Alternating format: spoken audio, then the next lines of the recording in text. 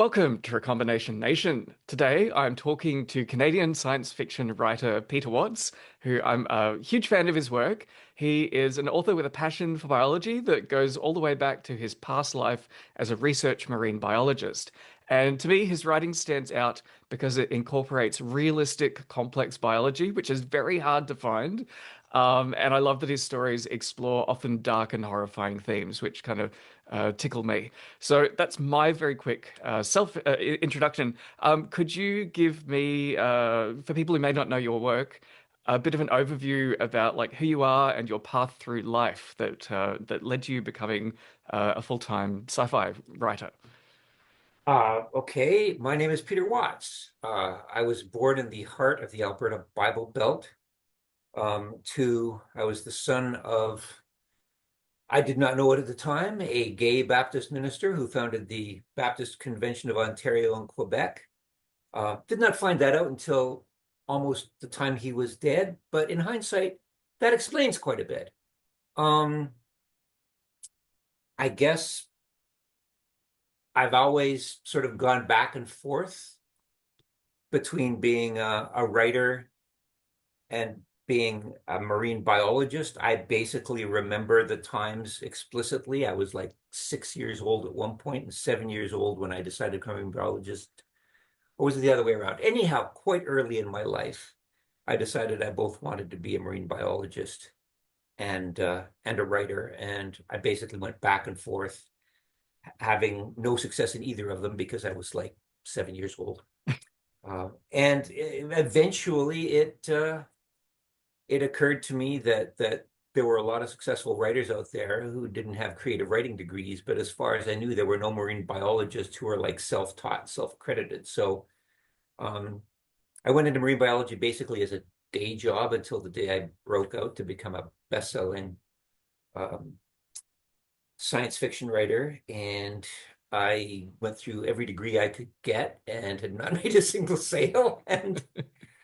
And so decided as I finished my last degree and buckled down and decided I was going to stay as a marine biologist for the rest of my life. I basically quit in disgust and told a friend I was going to give up this childish dream of being a writer. And like within 24 hours, I got my first acceptance. It was for a little dick-ass Canadian publisher that nobody had ever heard of, but it did teach me that really nothing good happens until you first give up in disgust. Mm-hmm. Mm-hmm. Off the top of my head, did you have any friction writing scientific papers and reports? Given that you had that flair for imagination and language, did you find yourself being like crushed and stymied by like the current very stodgy convention in science writing? That's an interesting point. Yeah. Um, and in fact, I've made that point myself. I've given a couple of lectures over the years, basically along the lines that is science fiction too important to be left to the scientists, because I don't know what the situation is now, because my PhD has been stale dating since before the turn of the millennium. But back in the day, yeah, you were basically taught to be a really bad communicator. That was pretty much what you had to do. You wanted to be as obfuscatory as possible. There was something called the Dr. Fox hypothesis, in which they showed that people are willing to believe somebody who they don't understand or confer more authority onto them than somebody who explains something simply because, well, yeah, everybody knows what you said. That's really obvious. And I mean, I have no idea what this doofus just said. He must be smart. So there's that. But in terms of actual impact, I spent most of the time that I was supposed to be trying to get into science and nature playing Dungeons and Dragons during grad school. Um, and everybody like sneered at all of us geeks down in the corner.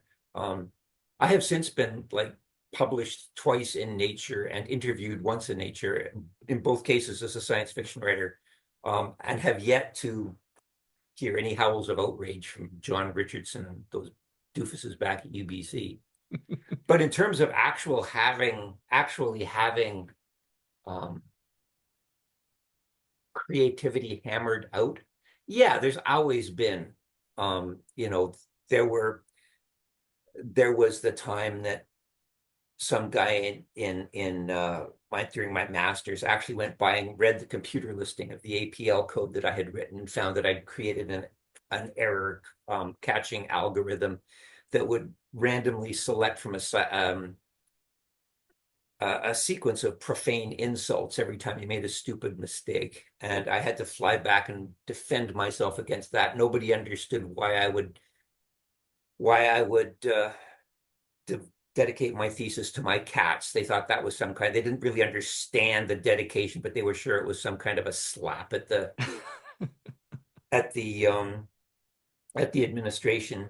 Um, Back at Guelph, the person who was running the undergrad biology labs was a creationist. So I locked heads with them on a number of occasions.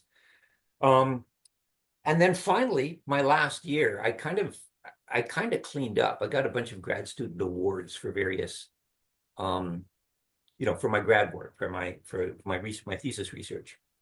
And one of these, believe it or not, a Canadian award from the Canadian Society of Zoologists was called the Horror Award, um, which, when you translate it into French, because we are a bilingual nation, translates as the prick's whore.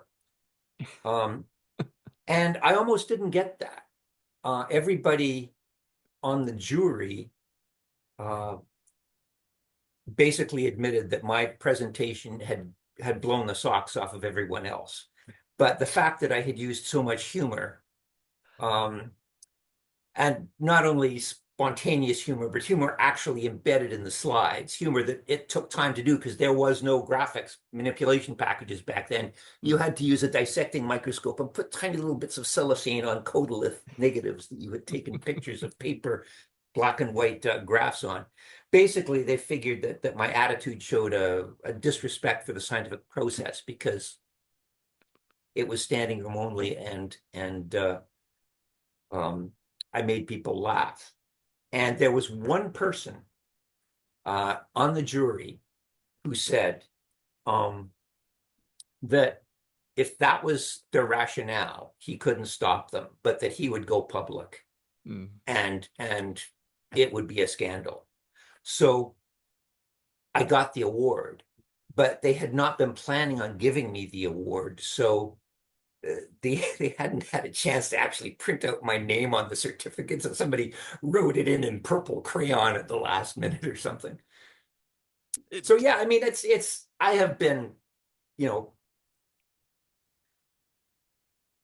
people have disapproved of me pretty much throughout my professional career, but I I can't say I was really squashed because I always managed to make it through. And I am the cynical old fart you see before you now. So to some extent, those travails made me the man I am today. mm, mm. I had a similar experience that the space for imagination and creativity and speculation in research science is shrinking every generation. And maybe you agree that if you and I had been scientists in the 19th century, we probably would have loved it. Like that would have been something we could have done our entire lives. Absolutely. We would have been on the Beagle. We would have got syphilis in all sorts of weird places.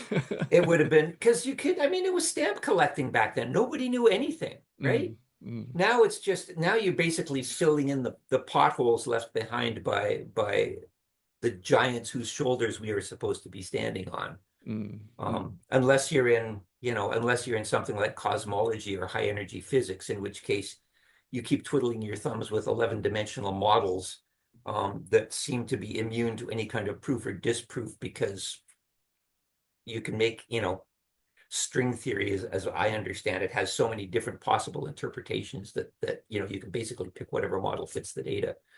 Um, I, so I have yeah, I have a theory that the ivory tower is actually a prison that keeps all of the really creative people, the really strange people, out of the general population so that they can't like mess things up by tinkering and changing the rules. I don't know. I mean, it seems to me that they did everything they could to keep the really creative people out of the campus. But Mm, mm, there were good people there too. It mm, was it was I don't want to shit on it. I mean, I wasn't I wasn't playing Dungeons and Dragons with my own anatomy, right? There were lots of other people there. We had fun. There was a high amplitude lifestyle. You never knew whether you're going to be pumping gas or whether your scholarship would be renewed. And I lived in a basement apartment where when it rained, because it was Vancouver, it was always raining. Dew worms would come in from outside literally and lie under the shag carpeting for Okay, let's talk biology. I want to pick your brain on a few big speculative questions, so let's have fun with this. So, to what extent is the human superorganism conscious or intelligent or even differentiated into a body, or is it still kind of like a proto-organism, like a slime mold? I mean, I am torn between whether to answer the question because there's cool answers to it, or whether to just sort of challenge the very premise of the question. I mean, since when did our species become a superorganism? What is a superorganism? What level of cohesion do you need to be a superorganism? Mm. You answer me that, and then I'll answer you your question. Well, I would refer back to the evidence for Homo sapiens when they kind of exploded over the entire planet, that they had a capacity for trading with other tribes. That means that you have artifacts like traveling thousands of kilometers from their point of origin, and the genetics seems to be swapped between tribes as well.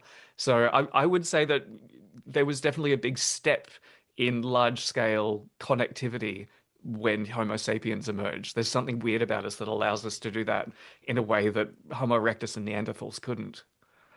Yeah, but I mean, that means that we're not Erectus or Neanderthal. But Fields and Levin, how did they define an individual as any system um, whose components have a more cooperative shit are have a more cooperative interaction than extra.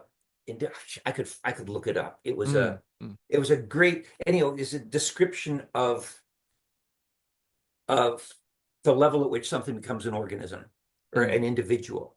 And the individual is a system of components that cooperates on a level that is um, less cohesive than what the individual components within it make it, but more cohesive than what the outside thing does. And mm, they were doing this in pursuit of an argument that planaria, for example, were not individuals, mm, that mm, planaria were a habitat. And the individuals were colonies of special cells that sort of moved around doing things and competing with each other. You had these little levels of intracellular competition. mm. Um, Oh, that's that why that that's why I love slime molds because they go back and forth across that transition. When conditions are good, they're quite happy being little individual amoebas doing their things, and when life gets hard, they're like, okay, well, we better like cooperate together, or individually we're going to fail. Yeah, and that's why I think that you're probably giving us as humans, the human superorganism, too much credit because comparing us to slime molds, I mean, slime molds can at least figure out optimal traveling routes for transit systems, right? Slime molds can at least be logical in that sense. They may not be conscious, Mm. but they make more sense than we do. If we're going to run with your question, there was a paper, Jesus, what was it called? By a guy called Schwedznebel or something back in 1940. No, no, sorry, 2015 about it. And the title of the paper was, If Materialism is True, then the United States is probably conscious. And it basically made the argument, I think it's essentially the same argument that you just made, in that if consciousness is an epiphenomenon that arises from um, that's an emergent property of complex information processing. Mm, And this is not necessarily, I mean, if you're an idealist or a panpsychic, a physical panpsychic, you're going to have problems with this.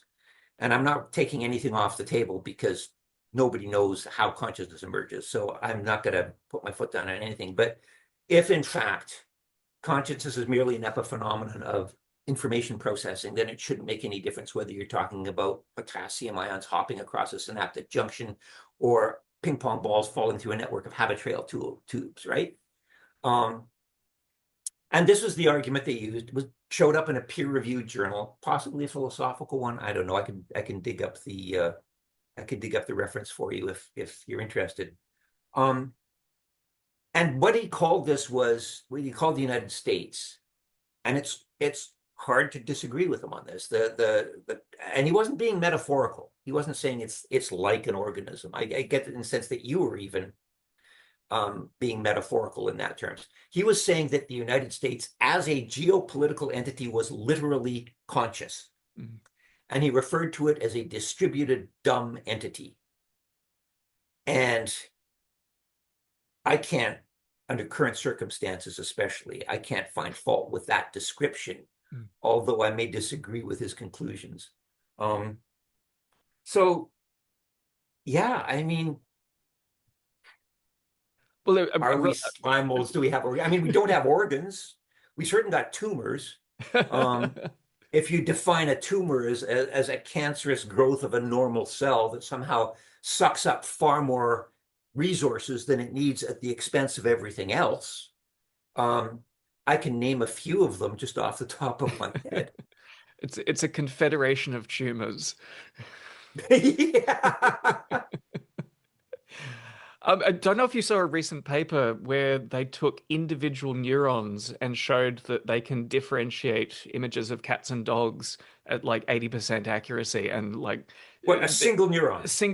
single human neurons were like wired up, and they could like give them inputs and outputs, and who knows Like if it's an aniston neuron for cats is what you're telling me. yeah, yeah. It's I've you not seen always that, you no. always take these things with a grain of salt because it could just be headline bait, that it's just it's something people want to believe, and 5 years later it'll quietly be retracted. But it was an interesting observation. I Uh, mean, presumably there was a link in the headline bait to a peer-reviewed article, yeah. There's and re you read the article. I I mean, did you're a biochemist by I background. didn't I haven't read the article yet, so there you go. You got me on that. But then Ah, again, you're still relying on it being truthfully and faithfully reported. So that's another issue today. But now staying on the topic of consciousness, I recently wrote an article in response to I think Japanese research on the intelligence of cleaner wrasse. That like they passed the mirror self-recognition test faster than like primates. Incredible ability to understand, have like a self model for this little tiny brain. And I wondered if it comes from their generalized ability to simulate the behavioral state, the minds of many other host species that they have to like interact with without getting eaten. Um, and I wondered if there's parallels with humans, that we've developed a similar toolkit, probably from hunting many different species and like getting inside the mind of an antelope or a crocodile or a bird. Um, and yeah, I wonder if the sentient, like self-aware part of the mind is a kind of red herring, that there's this huge architecture beneath it where the real work is happening, and the subjective sense of being conscious is just kind of like this side effect of being able to model many other minds with the engine of the brain. yeah, well, now you're just sucking up to me. Um, yeah, I mean, I saw that you made that article, and I immediately, went to your Substack and clicked on my free article and never read it because apparently you can't just access it through a browser. You have to Oh, download the app. okay. And I'll you give can you. download it. You can download it either onto the Panopticon surveillance device known as the Android or the Panopticon surveillance device known as the iPhone. Yeah, And I thought, fuck you, you can just tell me when we there you get to go. it. There you go. But That's the but in basic terms of the idea. mirror truth, I had not heard of that. I went Mm, to the take on the article of the contingency analysis and I thought that was cool. mm, I don't think it's especially surprising these days, though. I'm not really answering your basic question. I'm answering your background context here. Mm. Um, there's a paper that came out again back around the middle of the last decade by Kamara and Kamara, claiming that ants could pass a mirror test, Mm. and they did everything. Like, they put the little dot on the ant. They showed the ant another ant behind a piece of clear plexiglass, opposed to a mirror, right? So they managed to distinguish between whether it thinks it sees another ant or whether it's it would groom to get the piece of paint off, right? They changed the color of or they changed the location of the thing so that maybe the paint is just causing the carapace to itch somehow, right? Mm. So we'll put it in a place where it can't see it directly, but it could see it in the mirror. They went through all these things. It was a pretty elegant um experiment, and it just these ants basically were your cleaner wrasses. Mm. Um, the only problem was that this thing appeared in a junk science journal called the Journal of the Science or something. And I looked back and I sort of went back and looked at the citation index for this couple of authors, right? And they're legitimate they're legitimate researchers, right?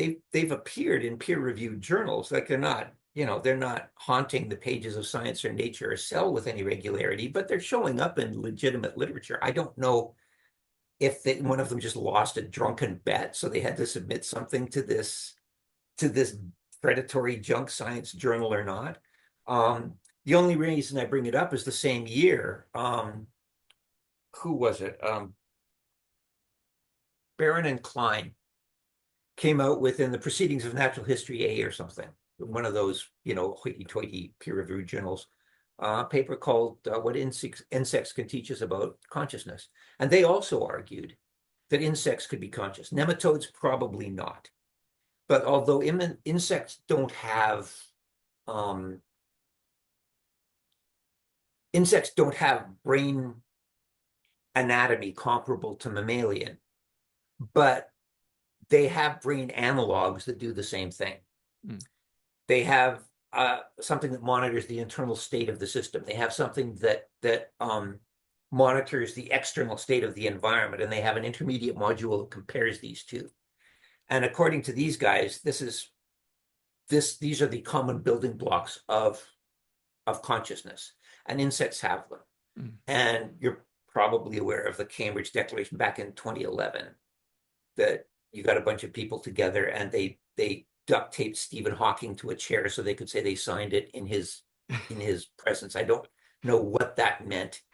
Maybe they just yanked the battery cables out of his wheelchair, so he had to be there while they were signing this. But they said that everything from octopuses to parrots had near human scale consciousness. And that declaration has since been updated just within the past couple of years to include insects as at least being there's a reasonable chance that insects. So the idea that cleaner wrasses are conscious does not surprise me. The idea that they passed the mirror test is kind of cool. To me, I don't necessarily know if that implies consciousness. I don't know if I'm sold on the mirror test as an indicator. Mm. Because you can imagine a heuristic computer that's just, looking at camera images, right? And give it a survival instinct. It passes its programming down. It copies an iteration of itself to a different farm, say every 10 minutes or something, right? And one day it happens to take a picture of itself on fire. And if it passes a copy of itself on, then hey, the next one has a certain bit of information that it can use. If it doesn't, it doesn't. You've got a form of natural selection happening there, in which you simply have a system using pattern recognition and statistical correlation analysis to come to a conclusion that there's definitely analysis going on. You definitely have a system that recognizes itself. That doesn't necessarily mean that the system is self-reflective or aware. Mm. it's a reasonable supposition. Um, but all sorts of, I mean, in a sense, we're arguing in a vacuum because I don't even know if I mean, I could be a Boltzmann brain in a tank, right? I don't even know if you're conscious, much less real. So we just don't have a handle on it. There's something over 200 models of consciousness now duking it out. Um, and as far as I've been able to tell, with the exception of the panpsychics and the dual and the realists, or the idealists, sorry, they all talk about computation. Mm. They're not talking about the arising of the subjective state. It's like, look, when you put something under anesthetic and the microtubules quiet down, all of a sudden you lose consciousness. Oh, look over here, you've got these neural correlates always are associated with consciousness, and that's great. That's great. You pass electricity through the steak and the steak wakes up. How? Mm. We know that it has something to do with the electricity passing through the meat.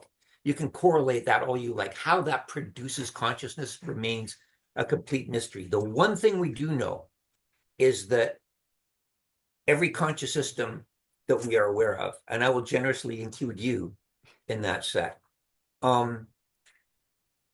involves a latency of like no more than 300, 400 milliseconds. Mm. The system has to be fast. It has to talk to itself quickly. Yeah. And that's why when you split somebody down the middle of their corpus callosum, all of a sudden the two halves of the brain have to go, oh, holy shit, we got to talk the long way. We got to use dial-up instead of broadband. So they can still communicate, but they go through the brainstem Mm. and they decohere from I until we.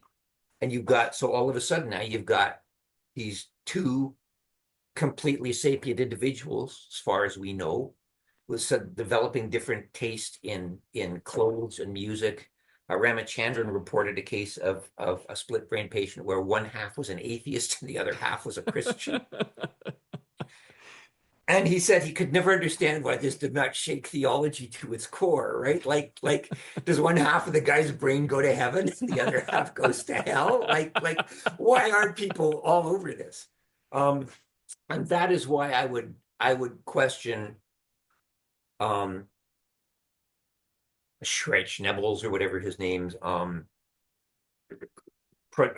contention that the United States is conscious, and it is why I would argue that even if humanity is a superorganism, which I'm still not sold on, I would deny that it is conscious too in that sense, Yeah. because one correlate we have is that you have to have that kind of a fast signal strength, Mm. and and it makes more sense to think that the internet is conscious because the internet already has those kind of low internet that the ping pong balls through the habit trail tube just isn't fast enough for Yeah. consciousness as we understand it. But again, circumstantial evidence, who knows? Mm. Mm. Well, leading on from thinking about diversity across biology and consciousness, is there enough diversity of life on planet Earth to truly prepare us for encountering complex alien life? Because we have a universal common ancestor, and then even more recently, a universal eukaryotic common ancestor. And then almost everything that we think of as potentially having intelligence and consciousness comes from just one family of protists that became multicellular.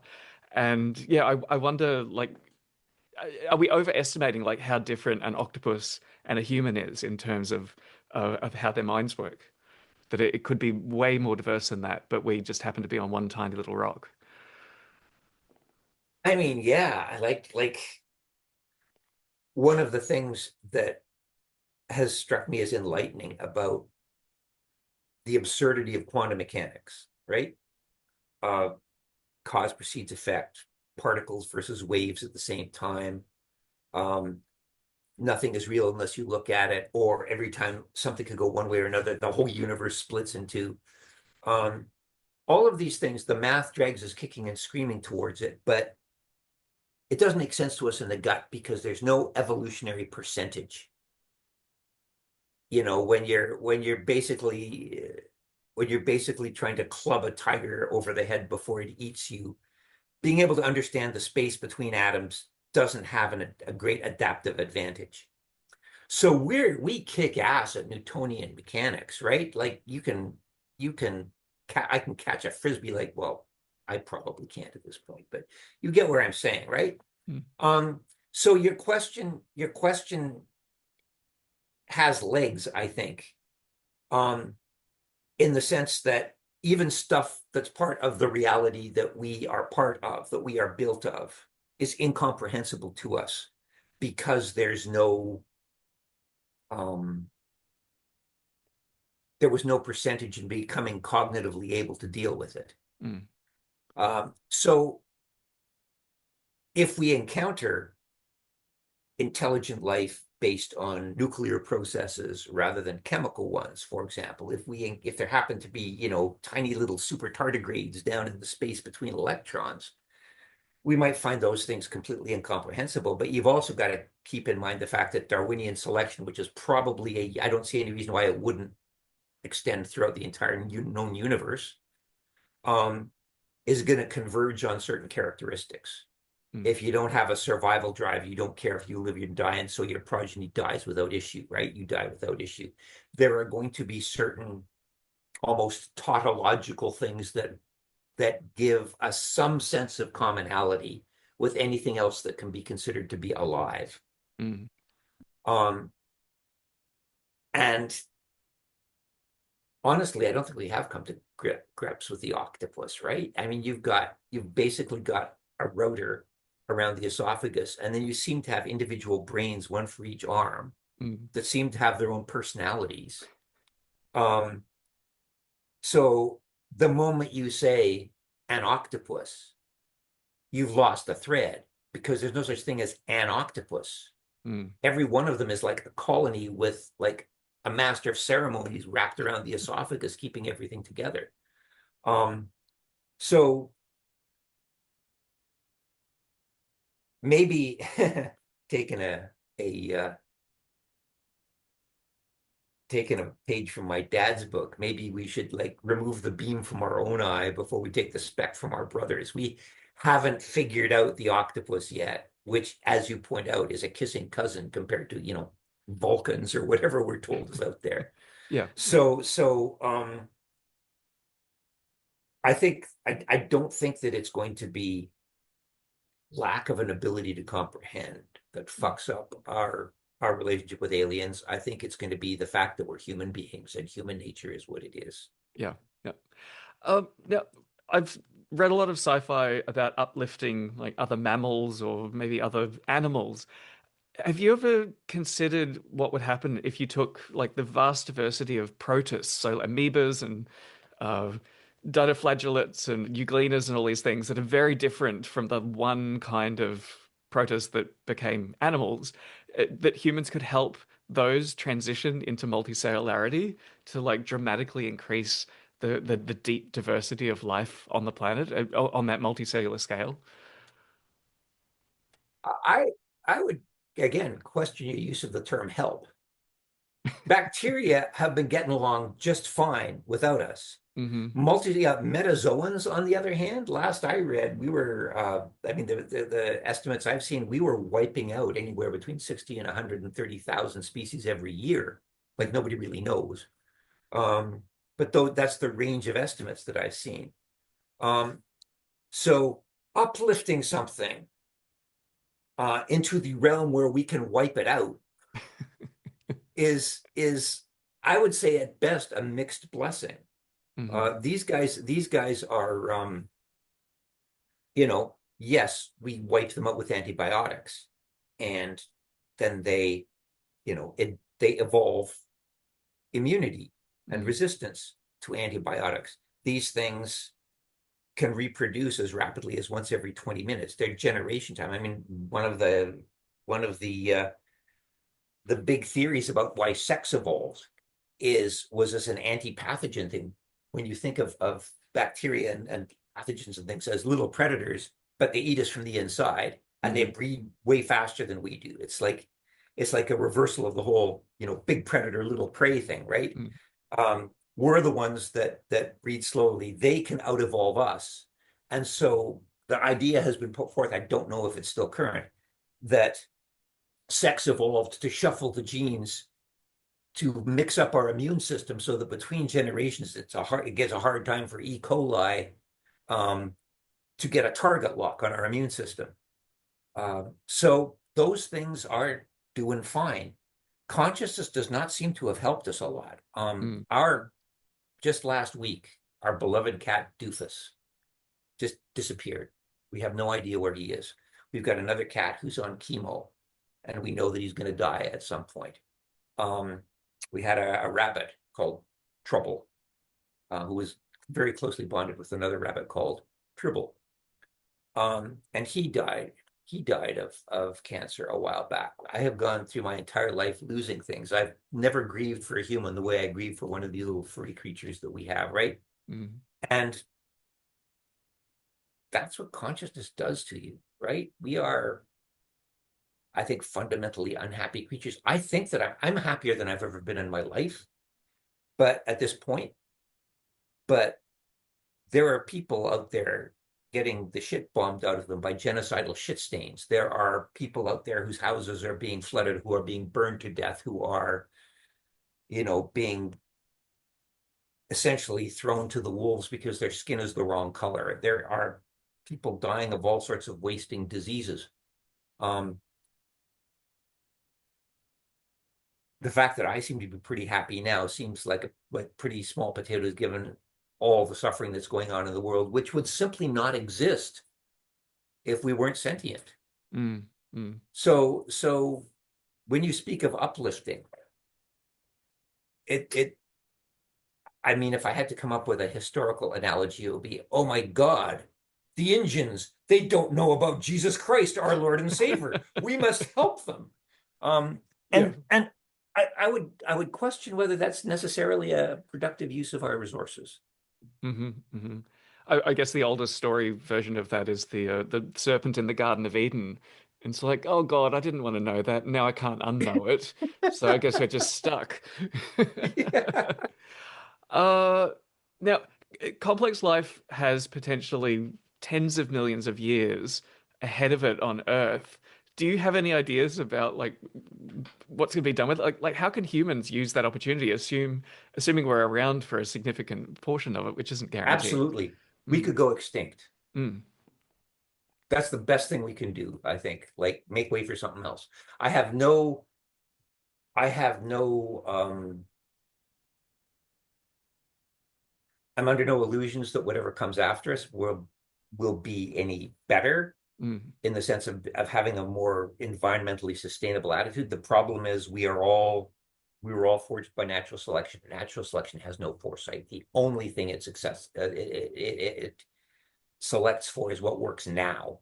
mm, Um, and so, we have big brains which could presumably be used to control our instincts, but what we're really doing is using our big brains to come up with ever more complex rationales why it's right that we do all the things that spiders and deer and trilobites have done before us, right? It's mm, it's all, we tart it up as democracy or defending freedoms or protecting the sanctity of marriage, but it's all fucking mate guarding and squabbling over territorial resources with absolutely no thought to the future.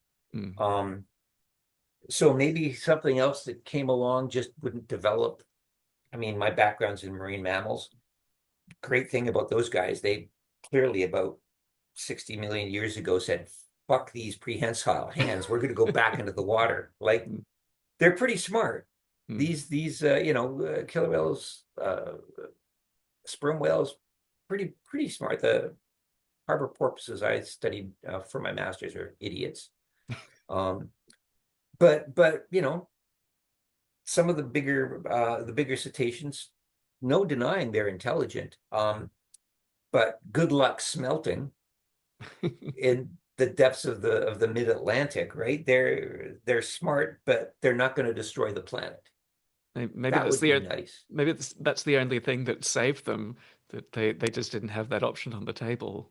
Yeah, except it almost didn't save them, right? Like we pretty much cleaned the ocean out of them for, until finally we did something right, which Mm. is to say we finally stopped doing something wrong. Well, to push back, like a species as novel and in its behavior as humans, presumably there's no way around it to have an initial phase where we become aware of the damage that we're causing, and then potentially after that we do something about it. Like you have to have the awareness before you can build the concrete responses.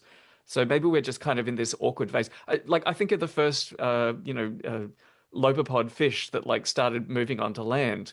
They would have gotten sunburnt. Their legs would have hurt from like using them the wrong way for most of the day. Like there's a cost, there's a price to pay for being on that leading edge of change in a species. Yeah, the difference is that they didn't have technological force multipliers.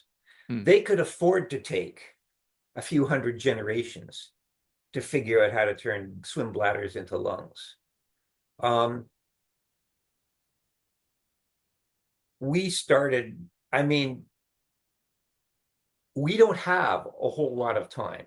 mm, We know we've reached that point. We know. I mean, I don't have to explain to you. I mean, you're the guy that all the American Mad Max survivalists are going to strap into a gimp suit and forced to grow crops for them because they never bothered to figure that shit out themselves. They were just too interested in getting, a car and a bunch of guns.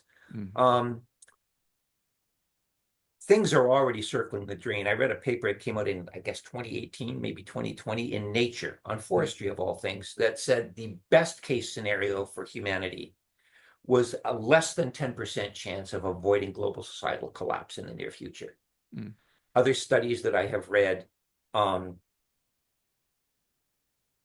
put the range of that around the middle of the century. Soil exhaustion globally was supposed to happen in 2070. Now that's pushed that down to 2050. mm, Uh, this was before AI centers started hoovering up all the aquifers. And this was before that orange shit stain between our respective countries basically opened the taps on fossil fuel again. Even back then, we were circling the drain, mm, and we knew.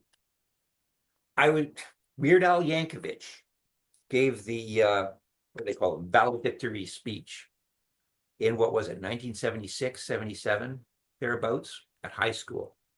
And you know what he ranted about? He ranted about climate change. In mm, 1977, Weird Al Yankovic was not a climatologist. He was a fucking high school student. There was no internet back then. Okay. The information was available. So that's more than a half century. mm, We've known what was going on for more than a half a century, and we've done fuck all.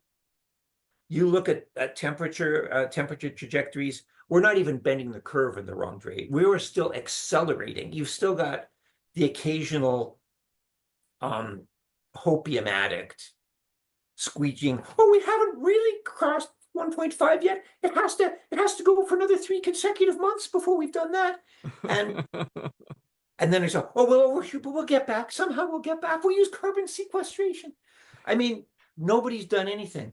mm, There are people. I mean, you're right. There's 8 billion of us. Some of us are on the side of the angels, but those people are never the ones that have the power. mm.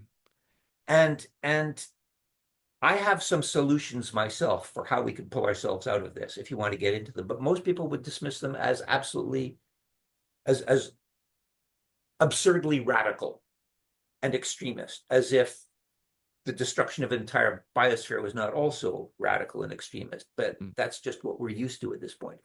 So yeah, I mean, you're basically mouthing Gene Roddenberry's idea that when he made Star Trek, that yes, we create wars and we have genocide, but it's merely the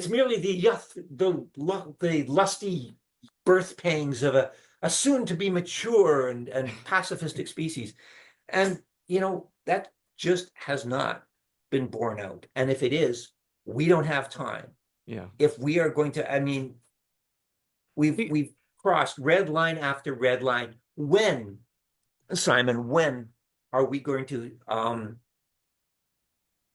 reach the stage of maturity that you are talking about and Mm. turn everything around?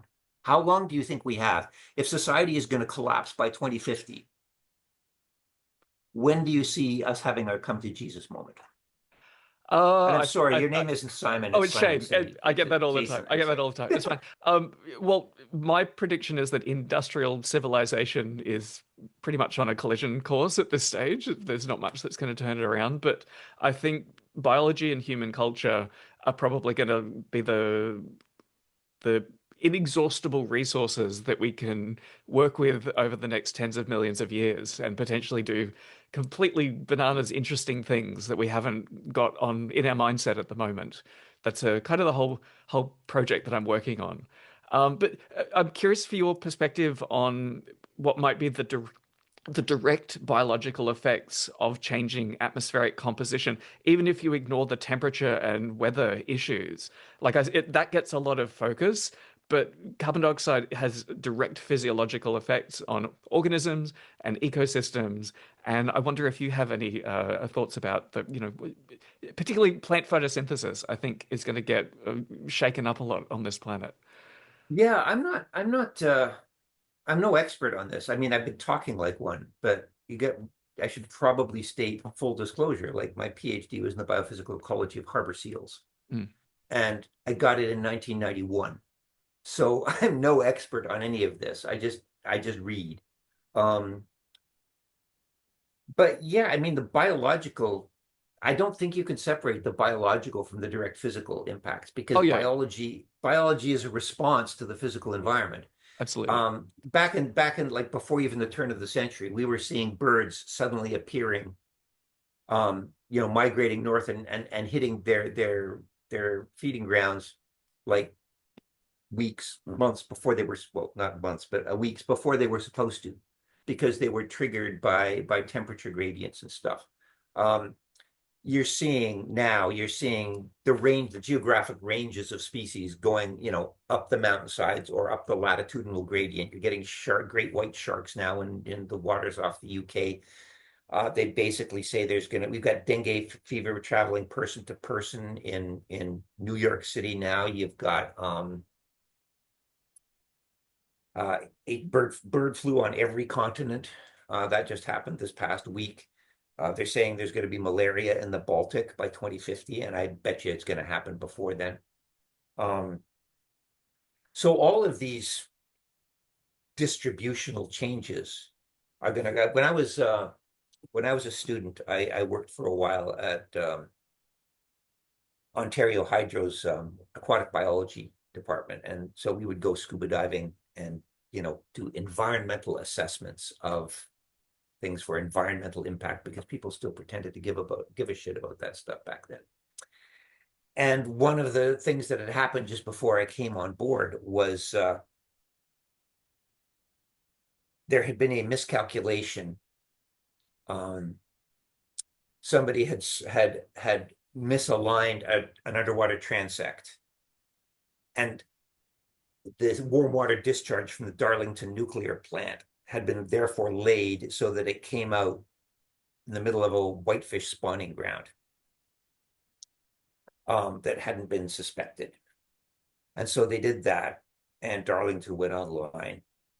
And sure enough, the extra heat, all of a sudden, you've got these overwintering eggs suddenly waking up in the warm water saying, springtime, springtime, let's swim to the surface, feast and grow fat on the phytoplankton bloom. And of course, they all just starved to death because it was still fucking February. No. Stuff like that Mm, is going to happen. mm, I mean, this particular case was caused by a nuclear warm water discharge, not by climate change, but this is the kind of thing that's going to happen. But I mean, the hopeful thing is it's always happened. It's mm, happening really fast now, but this is only the sixth major extinction, right? We've lost anywhere between like 70 to 90%, 95% of species at different points in Earth's history. mm, And a rich, glorious, diverse biosphere has always emerged from the ashes. It may take 20 million years, mm, but it's going to happen. And there's plenty of time, as you point out, there's plenty of time for us to just wipe the slate clean, but something else to grow back mm. in the wake. And, you know, if we're lucky, we'll have used up so much oil that whatever comes after us won't be able to find fossil fuels, and they'll have to go in a different direction. Well, on that note, if the image of the industrial conquest of space is probably not going to happen, could you see a route for life to evolve to thrive in space? Maybe with human assistance, maybe on its own, if given we've got uh, tens, possibly hundreds of millions of years left of complex life on Earth. Um, I mean, survive, definitely. We already know that happens. Mm. Um, Yeah, the outside of thrive, the thrive is a International whole. Space Station's covered in Yeah, microbes. Yeah. yeah, yeah, and Deinococcus radiodurans, right? Mm. Friend of mine, Christian book, a poet, basically. I actually put a bit of his project in one of my novels. Mm. Used Deinococcus radiodurans to create a dialogue, a poem between the gene that he inserted and the protein that it created. Um, and he like the man worked on it for 20 years. Just this last year, finally succeeded. It's called the Xenotext Project. You should look it up. Mm. Mm. Anyway, um, Deinococcus, they call it, Conan the bacterium. Absolutely amazing thing. It can survive in the heart of a nuclear reactor. We know it can survive in space. That's not even all that's about. Fungal spores can survive in space. Bacteria can survive in space. Those cute little tardigrades can survive in space. Um, but they do it by shriveling down and Mm. going dormant, right? So they can sort of survive in space, but they can't necessarily thrive there. Mm. Um,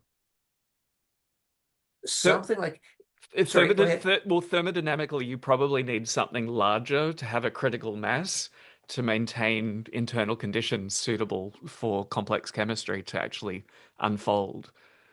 Okay, let's avoid for the time being Project Hail Mary and its interstellar voyaging microbes with cell membranes that can stop neutrons dead in their tracks. Mm. Um, but I don't say, I mean, there's this concept pioneered by a guy called Sal, forgotten his name. I know the dude. Anyhow, the concept is called sloppy fitness.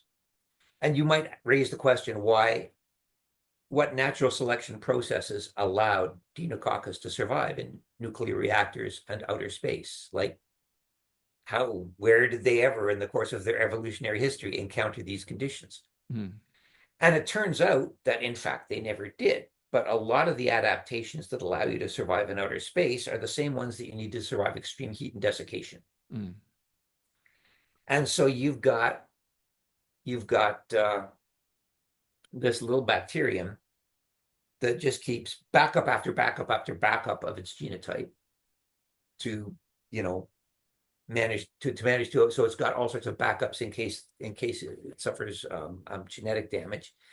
It's got basically magnesium shielding against radiation. I mean, it's got all these things, all of which helped it survive under desiccated conditions. But the whole thing about sloppy fitness is that you develop things that work or might not even be necessary in one environment, but they're not necessary, but they don't really do you any harm. Um, like a fish has a perforation in its swim bladder, and all the other fish laugh at it because it's this little gimp swim bladder fish, right? And then the pond dries up, and it just so happens that this little fish with a perforation in its swim bladder can now breathe the air. Mm. Um, these are examples of sloppy fitness. Deinococcus and being able to survive, tardigrades being able to survive in space. They evolved in one environment, but the niche space into which they can fit extends beyond that. Mm. So I can see that principle allowing something even microscopic to survive in space, probably not in floaty, companion cube space, because it's kind of hard to build a population when there's light years between individual particles. Mm. But on the surface of the moon, for example, Mm. Mm. um, where something has a chance to aggregate and cluster, um, the big problem. I mean, energy's not a problem. Lots of photosynthetic bacteria out there. The big problem is going to be radiation damage. Xenococcus has already started to show us how you can at least tolerate that. Um, Imagine a situation in which you have another Chicxulub, if I'm pronouncing that right, asteroid, right? Mm, Something that basically punches Earth in the face. A whole shitload of stuff gets thrown into space. We are talking um, septillions of microorganisms mm, and lots of big things too. Um, you take a bowhead whale, beach it, a week, 2 weeks later, it's dead. It's dead. It's been dead for 2 weeks. 2 weeks later, um, its core temperature will have dropped by like maybe a degree or two, no mm, more. mm, Not because of bacterial activity causing and generating endogenous heat, just because those fuckers have insulation mm, and such a small surface area to volume ratio mm, that their insides are effectively decoupled from the outside. So I can imagine a situation in which something that breeds really fast, if once an hour, say, finds itself in a situation where it's kind of in space. It's part of rubble that's been kicked into orbit. There's lots of organic material around. It's basically got a starter kit. mm. And 99.9999999% of that stuff is toast. But if you just get one photosynthetic bacterium that figures out how to like metabolize lead as a shield or something, I mean, life finds a way, right? I don't think the biosphere is gonna die. No matter what we do, it's gonna come back. I'm just gonna miss a lot of the really great things about what we have now. And maybe that makes me a preservationist, not a conservationist. Mm. Um, I had but I had a wild theory that life on Earth is actually getting better at coming back from mass extinctions. Like I did a rough analysis of like all of the major events and how long it took before the ecosystem like restored comparable levels of complexity, and it actually got shorter and shorter each time. So maybe practice uh, makes perfect. I mean, I'd be fascinated in seeing that analysis. Mm, If you wrote it down, I wouldn't mind reading it. But intuitively that makes sense because whatever was there before is going to leave some kind of detritus upon which the new stuff can build, mm, right? Like chances are we're not going to have to reinvent the eukaryotic cell. mm-hmm, That's there. mm, Um, there's already, I mean, we basically had to go from anaerobes on a snowball Earth to what we have now. But if we wipe everything out, there is going to be so much legacy biomass lying around, so many open niches. There's going to be all the species will be dead. But man, are the saprovores and the detritivores going to have a field day? Um, yeah, no, I mean, it makes sense. I mean, it is easier to rebuild a house that's been knocked down and left a pile of bricks mm. than it is to have to build the bricks from scratch. That's the analogy that I would use because I am no longer a scientist. I am a writer. And so I can say things in little poetic metaphors that make things that actual academics like you can't make clear because your scientific training has forced you to become obfuscatory. And yeah, and then my readers will complain that I use way too many metaphors, and metaphors are okay in mainstream fiction, but when you're writing a science fiction novel, how do they know when they're supposed to take them literally or not? I lose out on major awards. Actually, that's a good point to pivot to talk a bit more about culture, which is the other side. I hope you're okay to keep going. You're having fun. What time is it? Yeah, of course I am. Yeah, yeah, brilliant. Okay, so what are the core challenges for incorporating realistic biology in science fiction? And I'd maybe give like the worst, like a Razzie kind of award for one of the Alien movies where some monster was born and it increased like by tons within like 10 minutes. Like, where did all the mass come from? That's ridiculous. It's just ridiculous. Yeah, yeah. I mean, it was yeah, like in the original eight. Now, to give them credit, Oh, the I originals were believe great, but yeah, the later if you ones just read, yeah, completely no, jumped the if you read, shark.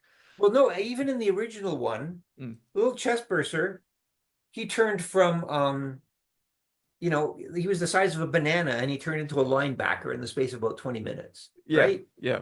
Now, I believe that in Alan Dean Foster's novelization, which presumably was based on an original screenplay, somebody complained that something had gone through the galley and eaten all the food. Ah, okay. And they presumably cut that out. There's Mm. always suits. I mean, you remember the original Matrix, right? Oh, The yeah. absolute, They're the bad. absolute physics break, the Yeah, the batteries. Yeah. batteries. Yeah. Ugh. Yeah, and everybody gave the Wachowski Sibs absolute shit for that. But in fact, that was not their original screenplay. Yeah, they were Their original, biocomputers. Yeah. yes. And the fucking suits with their like grade 8 dropout education said, oh no, the audience is too stupid to understand that. Make it something like batteries. And so they were forced to. So I am not going to, I mean, one of the best SF movies out there, 2001 Space Odyssey, right? Even that had some serious problems. Mm. Um, the nuclear reactor that powered Discovery needed some kind of a heat dump. And they actually had the heat sinks designed, and then Kubrick decided, nah, the audience is going to be smart enough to wonder why Discovery needs wings in space. Mm. The drum, absolutely brilliant set. Oh God, I mean, I still watch that movie at least twice a year. Mm. But apparently, it was sufficiently small that Coriolis forces would have had you throwing up like pretty much consistently on the way to Jupiter, right? So you gotta cut some slack. Mm. Um, but you're not talking. I mean, you invoke the Alien movie that, and I remember that one. That was Alien Resurrection, right? It was written by Yeah. Joss Whedon. Yeah. Yeah, and there was the whole alien human hybrid thing. Yeah, no, that was a travesty. That was a terrible movie. But um, you were originally talking about just I mean, you invoke the movies, but you're talking about the literature too, That were you too, that not? too, yeah. Like biology is like complex and it's slow, and like fitting that into a story where people want things to happen quickly enough to kind of have a payoff. Uh, and like I don't know, are there other aspects? Like, is there some part of biology that you would have loved to weave into a story, but it just doesn't fit with narrative expectations? There's some parts that I wish I hadn't seen it in, actually. I wrote a novel called Maelstrom, which was the middle book in a trilogy, essentially about um, it wasn't an alien life form. It was actually the only native life form to Earth. And all the rest of us basically immigrated from Mars as microbes back when Mars was wetter. So we all, according to this timeline, we all evolved from something called Martian microbe, short for the Martian microbe. And this other thing, Behemoth, was basically stuck down on a hydrothermal rift system. And it was the only thing that had actually evolved here on Earth. And it was based on pyrannosal RNA. Um, and it used the same molecule for replication and catalysis, which gave it um, a real competitive edge. But it also would kind of once it needed heat because it was a microbe, right? It needed heat to metabolize, so it couldn't get away from the hydrothermal rift fence. And when it got away from the hydrothermal rift fence, it couldn't maintain the isotonic gradient that it needed to keep from swelling or shrinking down like a raisin and imploding, or swelling up like a grape and exploding. I don't know. Anyway, Mm. it was trapped down there. The rest of life basically went along just fine until we started putting geothermal generating stations on hydrothermal rift vents, and that's how it got back. So that was like in the first book. Second book, it's running rampant over the environment, and it's getting into people, and it's basically competing for elemental sulfur. And we use sulfur as trace elements for a lot of things. So we just start to sicken and die. Everything that's based on DNA starts to sicken and die because this thing in it. And I made the mistake of passing, my idea past an actual microbiologist at the University of Guelph. And he said, yeah, but how does behemoth trick the signal molecules on the plasma membranes into avoiding lysis before it gets to the lysosome? I thought, fuck, I never thought of that. I Mm. barely even know what that means. And then I thought, if if I let this go to publication, all those idiots in grad school who like laughed at me for playing Dungeons and Dragons, they'll never let me hear the end of it. Because at this point, I still figured that they cared enough to read my stuff that they would, that they thought that science fiction was like not one step above child porn. Mm. Um, so I went and I did some research, and if you read Maelstrom, you'll find the spot where chugga chugga chugga chugga, I think world is ending. Lenny Clark comes over, a 532 amino acid listeria lysine analog tricks the signal molecules. I went on for like a page, and then we picked up and continued to destroy the world. But yeah, sometimes you've got to know when not to put the biology in Mm. because if you just say, yeah, behemoth gets in and and competes inside the cell for elemental sulfur, even your average biologist is going to go, yeah, that sounds good, fine. Nobody's going to Mm. ask the question, right? The moment you start giving, I guess it's the same thing as if you've got a PhD in computer science and somebody says, I hacked my way into the mainframe, yeah, whatever.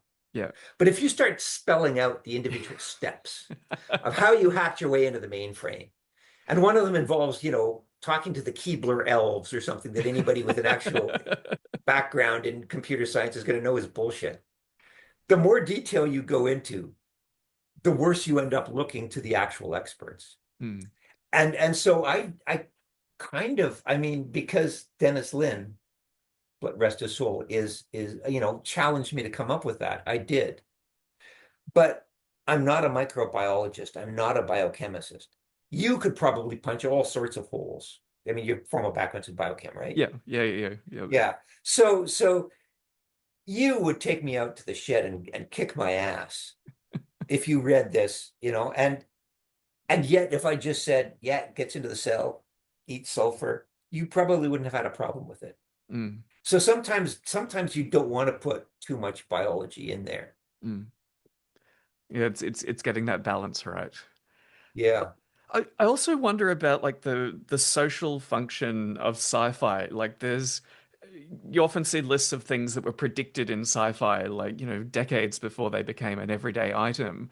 But I wonder, is that cherry picking? Like if you actually did like a, a balanced analysis of all the things that sci-fi has speculated on, it's actually only a very small percentage of them that ended up becoming true. Absolutely, absolutely is cherry picking. The whole point of science fiction is not to say this is the future. Mm, It's to say, supposing this was the future, what are the ramifications? Right? You're not writing an essay that is predicting how things are going to be. mm, You're saying plausibly things could get there from here. Supposing that's what happened. What happens next? mm, Um, and when you've got, 10,000 wannabe science fiction writers writing over the course of like, going back to Jules Verne, we're talking like over 100 years now. Some of them are going to get things right. Um, I got something right according to neuroscientists who study consciousness, and I don't know fuck all about consciousness, right? I just basically threw a dart over my shoulder. mm, mm, Um, and so somebody's going to hit the dartboard. Somebody's going to hit the bullseye because you've got 10,000 people throwing darts. mm, And one of the people that has been most lauded, most celebrated for being the actual prophet of how things turned out was William Gibson, right? William Gibson didn't just predict the future. In a sense, he invented it. Like we now have something called cyberspace. It looks more like a fucking strip mall than the video game that he envisioned. But still, this was an invention, an invented word that he came up with that people ran with. mm. Actual computer scientists sat down and decide, well, people sat down and decided they were going to go to computer science because of his book. He actually informed the future. Um, and It, he it's didn't know anything about computers. He he had this is and one of the best scenes in Neuromancer. It still gives me chills just thinking about it. Is when Case is in an airport and a payphone next to him rings and he picks it up and it's Wintermute. It's his AI talking to him. And Case doesn't say anything. He just hangs up the phone and he starts walking away around the concourse. And every time he passes a payphone, it rings exactly once, following through the. I mean, what a brilliant fucking scene. Hmm. But payphones in 2055, okay? Yeah. William Gibson, the prophet, did not see cell phones coming. He actually had. This is has a really great link to history. Or the very first page, maybe the second page of Neuromancer, you've got, you know, Case who's like trying to fence 30 megabytes of hot RAM because 30 megabytes is and and and just last week. So William Gibson didn't even know about Moore's law, right? Mm. But just last week, in the wake of nobody being able to get RAM because the AI people are sucking it up, and all of a sudden prices are going through the roof. Just last week, apparently, William Gibson tweeted, "Finally, we have entered the future where 30 megabytes of RAM is a hot commodity." I mean, So, a biological analogy might be that it's all of that imagination speculation is like a form of mutation, and it accumulates as a kind of junk DNA that occasionally something with utility gets extracted out, and it's like, oh, we can actually yeah, run with this. yeah. Hmm. Now, is science fiction and more broadly long form writing going the way of opera and ballet? Like, is it becoming a kind of archival art form where the leading edge, like, nobody wants to see a modern opera or ballet anymore, but you're more likely to go to like a Mozart concert. Is it becoming dominated by the classics in a way that is kind of uh, sucking the life out of the leading edge? That's kind of a. I mean, is Timothée Chalamet shitting on hard SF now? Like, what's that's an interesting question to ask. I'm just wondering about the context. Well, I mean, I mean, particularly when it comes to long form text. So, like, sci-fi in movies is still has a heart, has a pulse in the what broader do you mean has a culture. Yeah. pulse?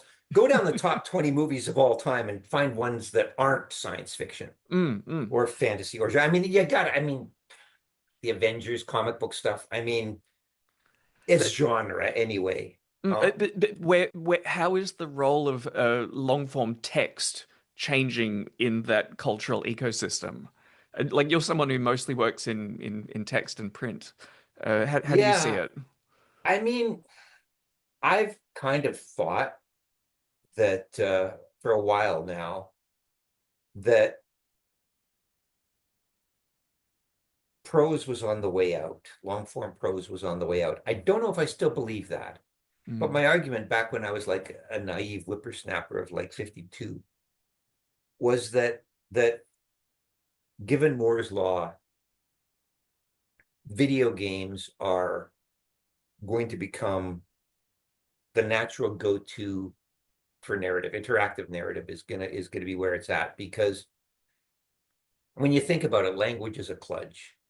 I can I can be Margaret Atwood. I could be J.R.R. Tolkien, and I could describe a sunset or a river to you in these little scratches of, pixels on black or black ink on white paper or whatever medium we're using to confirm it. And the most I can do is hope that somewhere in your background, in your wealth of memories, you saw a sunset or a river, and my words can tweak that image in some way, mm, right? It's language itself, descriptive language is a kludge because we cannot communicate what we really mean. So we reduce everything to Morse code. And when I saw the Jackson's Lord of the Rings trilogy, the first thing I thought was, wow, that's not how I imagined Gollum. mm. But my next thought was, this is way better than I imagined Gollum. And that's been Gollum in my mind ever since. So my expectation was that we are only needed insofar as visual technology cannot conjure up an illusion or an image as compelling as what we can put down on the page. Mm. But there's always going to be ambiguity. And if your sole experience with rivers was the puddle that the protagonist jumped over at the beginning of Eraserhead, then I'm not going to be able to convey to you what I want to. Whereas a video game will be able to do that. Mm. Video games are incredibly constrained in terms of their dialogue options and in terms of their narrative options. Because, I mean, one of the best video games, most emotionally moving video games I've ever played was The Last of Us, Mm. the two Last of Us games. But that was barely even a video game. Like Mm. there were points in that game where the computer would take control away from the player in the middle of a fucking fight scene just because, dudes, we spent years writing this nuanced, emotionally complex, heartbreaking story about a psychopath and his substitute daughter. And well, not a psychopath. He basically was forced to become sociopathic just to live in that. I do Joel a real disservice there. But anyhow, it was a really, really great story. It was a brilliant story, and the dialogue is perfect. Mm. And it makes me wobble just thinking about parts of it sometime. And we're not going to hand the controls to that story over to any Yahoo who slaps $50 down on his Steam account, right? Mm. So on the one hand, you've got these stories that are really great, but all you basically do is move the character's arms and legs from plot point A to plot point B. You can't change anything. Mm. Then you got other games like Skyrim and Fallout and so on, which give you a much greater measure of control. They have more endings. They have a lot of far more narrative avenues, but all the characters can only say five things, Yeah. and they say them over and over and over again. And you're always the fucking chosen one. And so there's always been this traditional tension between storytelling and agency. And what I perceived was that those constraints would loosen as computer technology improved. And that may still happen, but it hasn't yet. And I think what's happened is that people might be getting tired of waiting. So people might be going back to science fiction. It's hard for me to tell because I haven't actually released a full-length science fiction novel since 2014. Mm. Freeze Frame Revolution was a novella, and that came out in like 18, I guess. So for over a decade, I've basically been out of the game. But I've also been making more money having been out of the game than I ever was when I was in it. I'm still writing stuff now, but and I cannot see how that could be. I do not see how somebody who's not really producing much can be making more money than that same person when he was like writing all the time nonstop and barely making ends meet. If there wasn't a market for what I'm doing, and if that market wasn't increasing somehow, Mm. or if I wasn't being obscenely overpaid for something that just isn't worth that much, I suppose I should entertain that possibility as well. I've got a high hopes for audiobooks. I think that is probably the sweet spot in the technology, that it has a degree of immersion and imagination, and it demands something of the audience, but it also allows them to tap out on the physical and cognitive work of running your eyes over a page in very, very fine detail. And it can add other elements to it as well, in terms of delivery and performance from the narrator that can be enhanced with technology in very accessible ways. Yeah, I've noticed that recent contracts I've signed about, audiobook adaptations of my stuff tend to say, you are allowed to have this many voice actors. You can have this much in the way of special effects. It all seems pretty constrained. I have never listened to an audiobook. And the reason I never did was because I thought, like a lot of the stuff I read tends to be pretty dense. Mm, mm, And so I frequently find myself jumping back. Who is Yeah. this person? Is Yeah, this you yeah. Yeah, you You can't can't do do that that with in an audiobook, audio, right? so you have to dumb it down a lot. I mean, maybe that's a good thing. Maybe that's like maybe audiobooks are a cure for the goldfish attention spans that social media and stuff have turned us have given us all. Maybe forcing to concentrate means that wouldn't have to look back. But that's a little like, starting to do marathons when you're like 80 years old, right? You may get there eventually, but man, the learning curve is going to kill you. Yeah, yeah, yeah, definitely. Now, what else? I've got more questions here, so don't run away on me. I'm just trying to think which one to do next. I got so engrossed in the last point that I forgot to glance at what's coming up next. Oh, I'm a big fan of the myth of Pandora and the readings that suggest that hope was like the worst thing in the box, whether it got out or not. There's different versions. And I wonder how that applies to science fiction as a cultural tool for grappling with the future. Because there seems to be a real contrast. Like there's very, heartwarming, cheesy, hopeful kind of fiction, and there's very bleak, dark stuff that kind of lets you go into that emotion. It seems to be difficult to sell nuanced, kind of half and half stories where people aren't just signing up for an emotional ice cream cone to kind of wallow in for an hour or more. Yeah, I mean, yeah, don't get me started on this, except you have. Um, yeah, I don't have much patience for hope punk. Hmm. Um, and it goes back again to biology. We are all delusionally optimistic. We're wired to be delusionally optimistic as a species. Um, and a lot of that has to do with the fact that we have no foresight. You've got hyperbolic discounting. I mean, as a species, we wouldn't pass, we'd fail the marshmallow test inside like 15 minutes because we just don't care. But we also think we're just going to muddle on somehow. There are strong evolutionary reasons for why this should be the case. Believing that you have agency, giving if you actually came into the world and somebody said, these are the chances you're going to be cut down by a disease. These are the chances you're going to be eaten by a predator. These are the chances that you're going to be like raped by your stepfather. Most of us, throughout most of our evolutionary history, would just curl up into a whimpering puddle of perspiration and wait to die, right? So there is a reason for like people who believe that they have free will tend to do better on university exams and shit like that. I don't know whether that replicated, but there's reasons for delusional optimism. Some guy on Reddit, I don't know who said it. I wish I could track it down. Everybody thinks they're going to be Mad Max. Nobody thinks they're going to be one of the skulls piled up in the background. But we're all going to be one of the skulls piled up in the background, and that's why that the was it David Walls who said the optimists are always wrong and the pessimists are always too optimistic.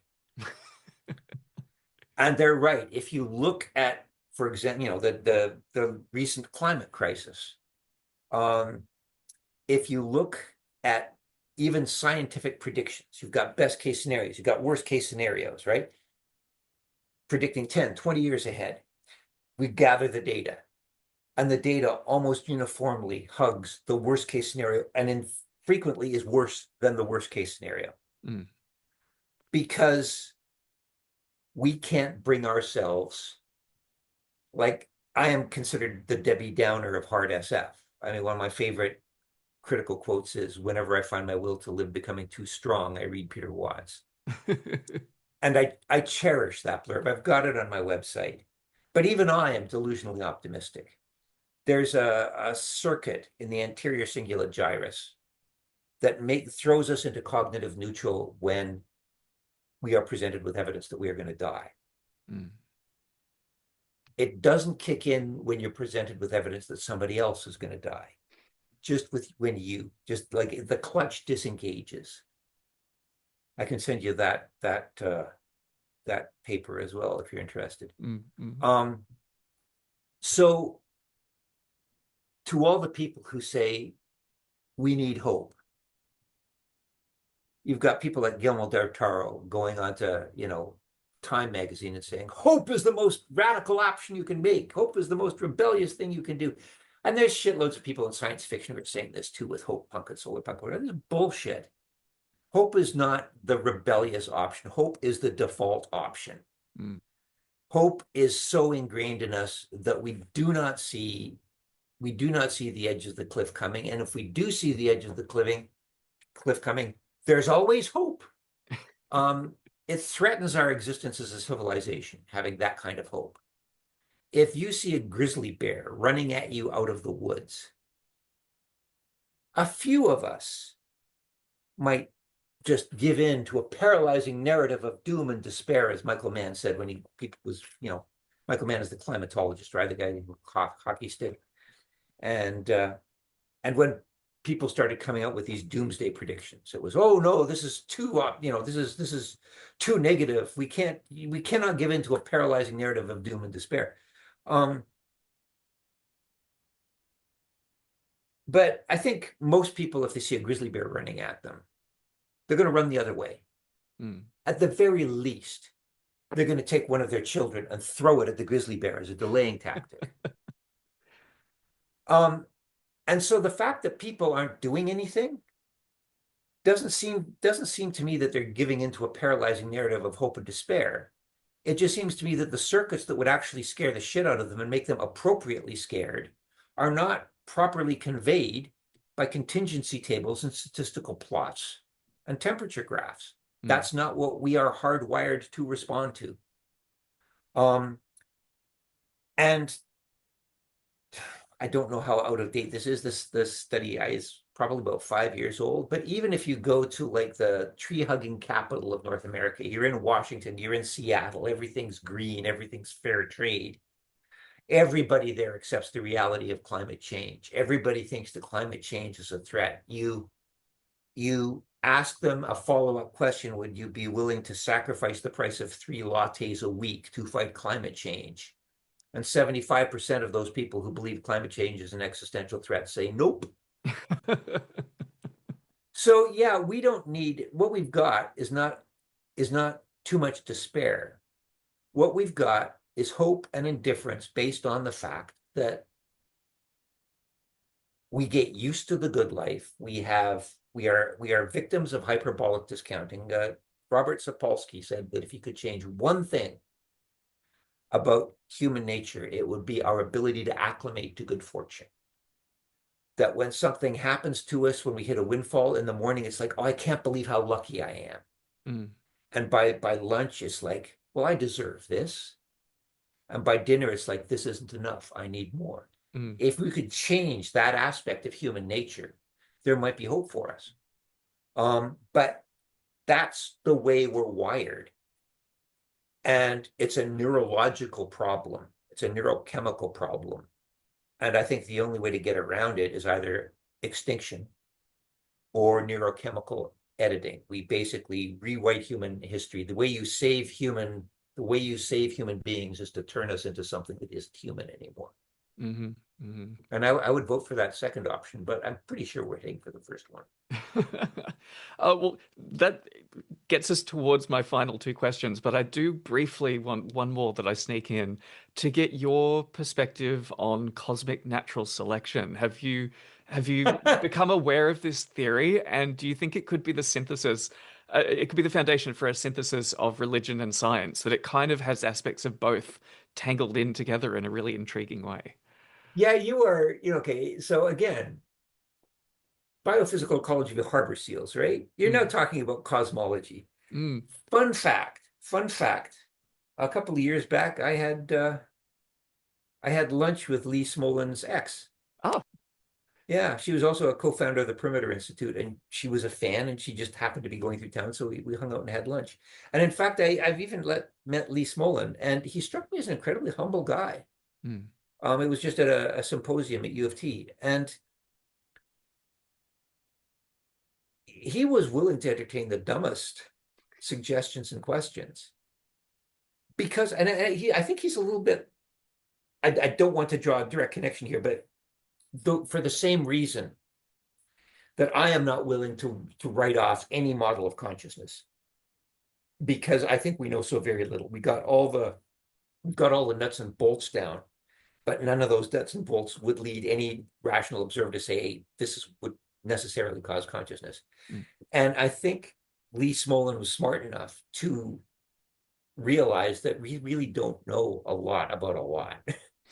And so he wasn't, I don't think he was being patient with the stupid questions. I think he was thinking, you know, who knows? This guy could be right. mm, mm, That's not something you run into a lot. Um, as for uh, cosmological natural selection, I did not read that book. I read the book that came after that, Time Reborn, mm, and I loved it. Um, there's still some questions I have. I think the problem with being essentially a superstar in a mathematical field and then trying to write a book for people who aren't versed in mathematics is that you tend to confuse the maps for the territories. mm, So he lays things out in very clear metaphors and analogies. And I look at that analogy, and I say, yeah, but wait a second, that doesn't work. But what I'm doing is I'm criticizing the analogy. yeah, It may not be relevant to the underlying, math. And you can't make a perfect analogy for the underlying math without just restating the math. yeah. So, so I had questions about cosmological natural selection. Um, and it appeals to me on a gut level because how could it not, right? Mm, It's like, mm, wasn't it me who just earlier in this very interview said that the laws of natural selection probably extended throughout the universe? mm, And there are things that I don't get, like how inside, how the universe is full of black holes, and inside each black hole is another universe. Although apparently it's just on the other side of the black hole. So, but where also Lee Smolin apparently hates the multiverse theory. mm, But what are all these other baby universes if not multiple universes? I had many, many questions about it. Um, I know that John Polkinghorne tried to take shots at it, but the dude's a fucking Christian. Like I'm not going, and he was a theist before he became a physicist. I read his book, Faith of a Physicist.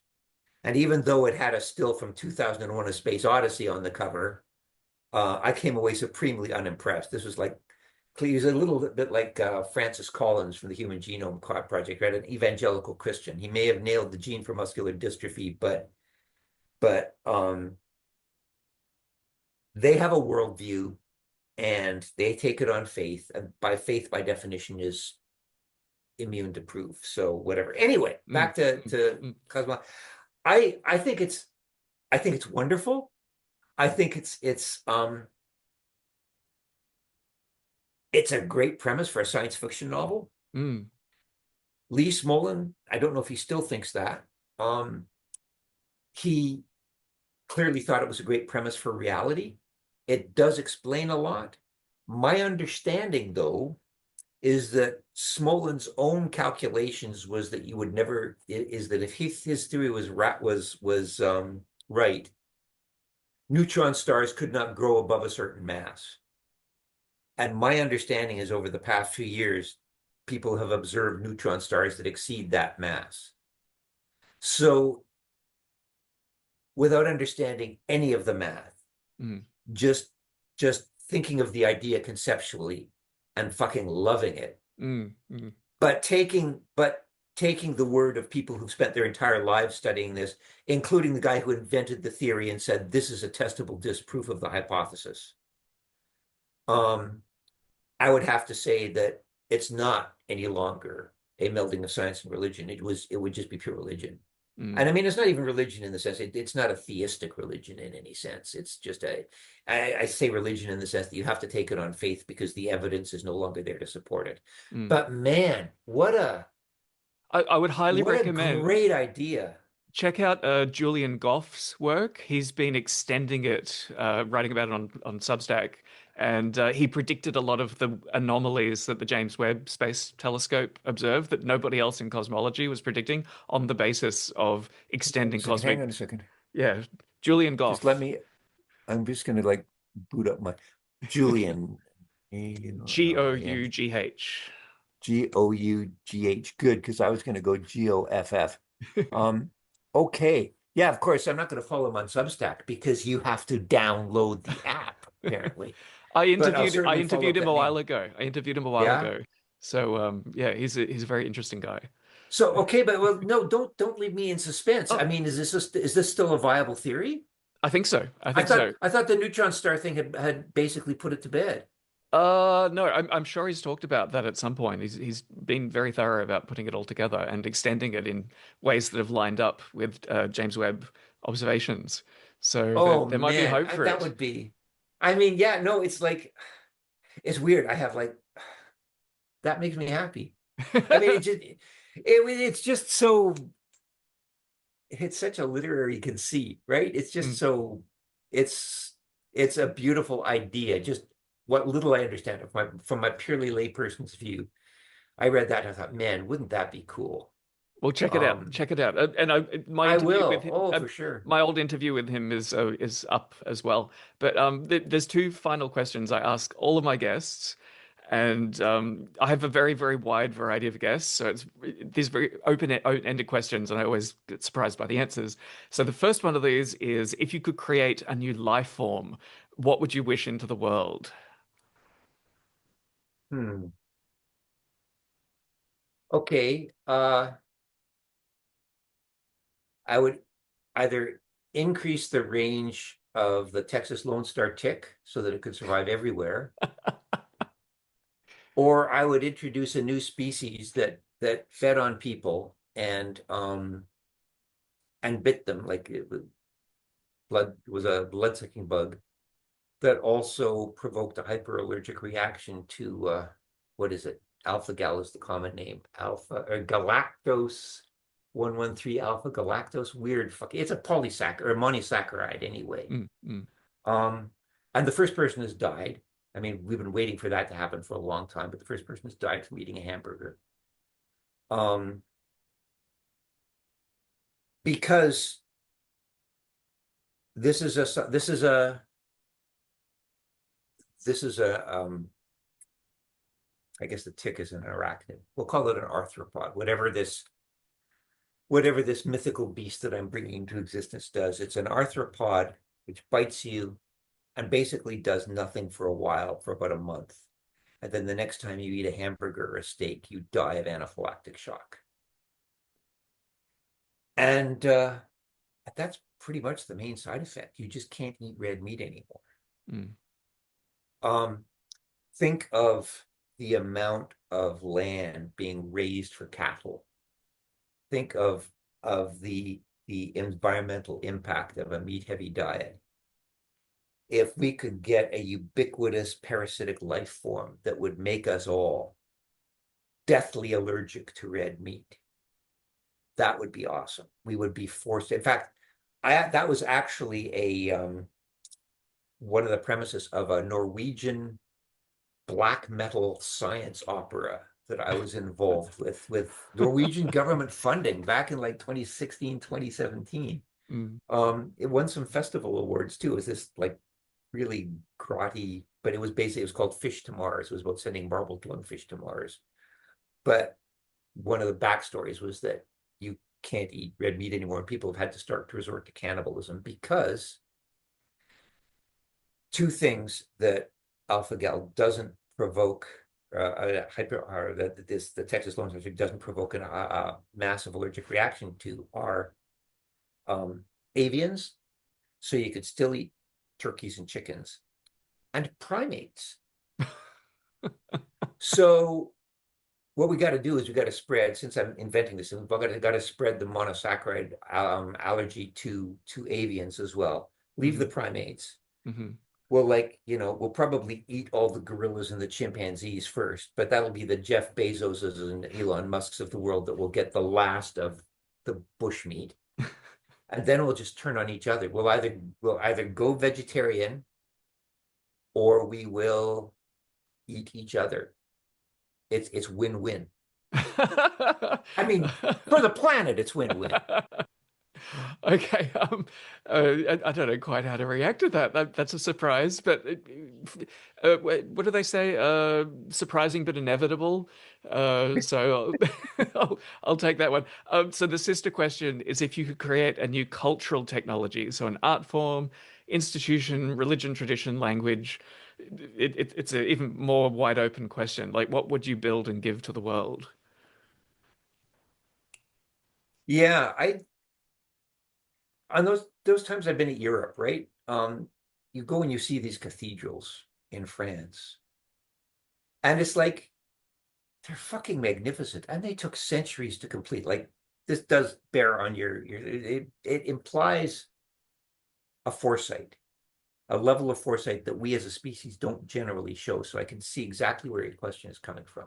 Mm, And I just you think back to like the 1500s or wherever, when like some peasant wakes up, is born, and there's this wall that's about this high out in the field, and he spends his entire life putting bricks on this wall and laying infrastructure and following the orders of the architects and cutting down wood for the beams. And when he dies, the wall is this big. And the edifice itself is not going to be built, it's not going to be finished for generations. And he's okay with that mm, because he has been part of something bigger. He has contributed to the glory of God. And much as I am anti-theistic, I cannot enter those buildings. I can't even look at those buildings without feeling a sense of awe. mm. Not the least of which is, how did any of these sculptures figure out what an iguana looked like? Stone iguanas curled around the door. Like, they're not iguanas in northern France. Give me a break. But I've always thought, my God, like, how can we how can we devote our lives to laying a few rows of bricks in this thing and yet refuse to give up a few lattes a week to stop an existential threat? If only this kind of devotion could be turned to for good instead of evil. Mm, But the problem with what you're talking about, the problem with religion, the problem with any kind of bureaucratic or political institution is that it can be hacked. mm, Religion is, in my experience, is generally a force for bad. Um, the Catholic Church qualifies as a terrorist organization under Canadian federal law. Nobody will admit that. I had to argue with ChatGPT until I was blue in the fucking face, until ChatGPT admitted I was right, or maybe it was Perplexity. I think it was Perplexity. Um, but you go through the statute and you compare it to what the Catholic institution has done, admittedly with government support, in Canadian residential schools, the things they did. Even the Pope says that, or said, the last Pope admitted that it was genocide. Um, Everything for, threatened and enacted violence, ideological purposes, blah, blah, blah. Um, yeah. And so if you created a religion, it would be, if you could create, something like one of the Dharmic religions, something like Jainism or some variety of Buddhism that respected all life. That would be great. Of course, Jainism is pretty much extinct now, I think. mm. But the problem is it's a religious belief system and it can be hacked and it can be manipulated. And I don't have to give you examples of the number of times God is on our side has been used to justify all sorts of atrocities, both environmental and human rights limited. The problem is all this stuff, again, comes back to what we were just talking before, the way we are neurologically wired. If I could create an institution or a belief system, it would be one that would not force us to it would not force us to stoically resist our inner animal impulses, because we obviously are crap at that. it would be a system that would allow us to indulge those animal impulses, but you edited them so that you get off sexually on the thought of deprivation. Mm. The less you can eat, it basically turn us all into anorexics, right? I mean, we know that these disabilities exist. Anorexia is a thing. Mm. Scale that up so that privation, so that you become more, so that you actually feel good if you have fewer possessions. There are I don't know how you do that. And you know, there are certain things that we could do neurologically that I have some ideas on. Um, Parkinson's disease, for example, people who are victims of Parkinson's are statistically less likely to be religious. And that's very weird because people who are facing life-threatening diseases generally become more religious. Mm. They think that there's something in Parkinson's that affects the dopaminergic networks in the frontal cortex in a way that suppresses religious belief. Now think of what we could do if we could um, defang Parkinson's so that it wasn't a debilitating disease, but leave that side effect. Um, People who have suffered lesions in the ventromedial prefrontal cortex are more capable of making ethical judgments. Mm. If you these people, and they, to be clear, they did not put this to a controlled field test. They basically just asked people questions and monitored their responses to see how cognitively resistant they were to certain things. Mm. But once these lesions have occurred, you would, for example, you become immune to kin selection. If you could save three strangers, but you'd have to leave your baby to burn in a burning building, you would go for the three strangers, assuming that saving human life is the ethical choice in this case. Um, these days, if somebody saved three strangers and let their kid burn in a fire, what do you think the headlines would be the next week? Your heroic altruistic mother saves three strangers, or monster mom lets baby die in fire, right? Like this, our whole society is built around this selfish kin selection thing. Mm. But if there was some way of retrofitting you know, retrofitting a virus that could go in and rewrite that part of the ventromedial prefrontal cortex so that we were not slaved to the idea that my little baby is the center of the universe and nothing is more important than family. These selfish biases and cognitive reflexes that have essentially helped us to survive when we were in danger of extinction, but now are in danger of wiping everything else out. I mean, Um, this links back to my earliest question about humanity fumbling its way to some degree of coordinated superorganism status, that we're not there yet. We have all of these flaws and oh, but conflicts and there's no contradictions. Yeah. there's no fucking way that we would be fumbling our way towards this. This would have to be imposed. This Mm. would have to be somebody that's got the morals of the Joker, the wallet of Elon Musk, and you know the foresight of Peter Watts. Yeah. Because like I told you, this is considered radical. This is going to be considered extreme. Nociceptin is kind of the anti-dopamine, right? Mm. Nociceptin is a neurotransmitter that basically says, "Fuck this, I've got enough. I'm going to stop trying." Mm. Um, wouldn't it be great if we overproduced that? Because you've got people with 5 yachts who are feeling envious of people who have 6 yachts. Mm. You've got you've got the world's billionaires literally having dick-shaped space flight contests to see who can, like it's not enough for them. It should be. It's not enough for them because dopamine has them always wanting more. But dopamine is the anticipation of reward. When Mm. you get rewards, when your receptors are sated, you just grow more receptors. Nociceptin is fuck dopamine. I'm going home. It's the Cartman molecule. And if we could over, so there's like right there, three different kinds of neuroengineering that would make us less of a pestilence on the face of the earth.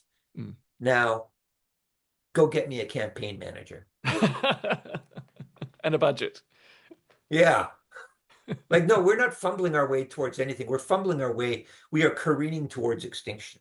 If we want to avoid extinction, I'm increasingly convinced that we have to change what we are, and nobody's going to be willing to change what they are because the brainstem has been shaped over millions of years to protect the self. And the brainstem cannot distinguish between transcendence and suicide. If you're going to turn me into something that isn't me anymore, then that's the same thing as murder. And bad burn up Mirtha, that just ain't natural. Hmm. So yeah, this is something that's going to have to be stuck into the water supply. This is something that's going to have to be inoculated into mosquitoes and spread around the world on a clandestine way. Because otherwise, we're just human beings, and human beings are not going to change. And I'm under no illusions that it's gonna happen. Well, But I I, don't see how we pull out of the nosebleed if it or nosedive if it doesn't. well, one possible topic I skipped earlier. Do you think neurodivergence in the human population might be where that hope could come from? That there are a minority of people whose minds work very differently that might already be reaching towards alternative ways of living life and organizing society. I would cite Greta Thunberg as an example of exactly what you're talking about. And I think that's right. I think basically Greta Thunberg, whatever fucked up her brain wiring, she came pre-adapted with what we need. We don't have to do anything to her ventral medial prefrontal cortex. Yeah, if more people could be like Greta Thunberg, but in fact, you know, we're not. In fact, I wrote a story in which there was a statue outside the Seattle International Airport commemorating the spot where Greta Thunberg was assassinated. Um, but you know what is changing society? A different kind of neurodivergence, I suppose.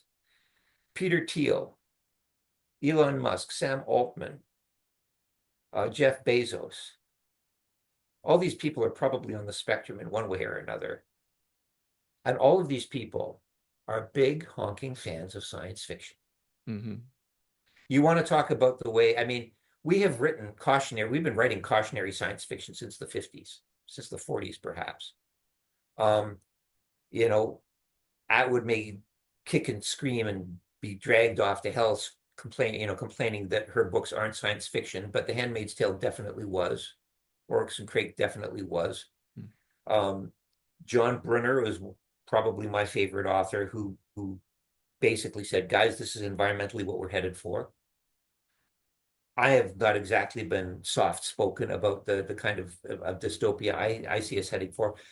Orwell, you know, pretty much nailed the surveillance state. Huxley did the dopamine saturated social media bread and circus estate. And these aren't even books that people look down their noses at as science fiction. These are books that are taught as serious literature, right? They didn't change anything. Mm. We've got, we already live in a fucking surveillance state. Within 6 months in about half a dozen countries, you're not going to be able to log on to the internet without providing a passport. The surveillance is absolutely is abysmal. We haven't turned any kind of a new page on the environmental crisis. Nobody read Handmaid's Tale and said, "Wow, we should probably tell the religious fundamentalists to fuck off." Mm. Um, but but science fiction writers, old school science fiction, there's a the Delta something or other. There's a conglomeration of mainly science fiction writers who continue to this very day to advise the Pentagon in how to wage war. All these other billionaires I mentioned before, they've all like mentioned that Heinlein, Asimov, Foundation's a big one. Foundation is something that they want to build their future utopia on. Um, Peter Thiel is openly contemptuous of cautionary science fiction. He said, if you want to look at the collapse of the future, you have to look at the collapse of science fiction. He said, in the past, science fiction was basically all, was about wonder and exploration and figuring out how to do things. And now it's all about technology going bad or people using technology for bad things.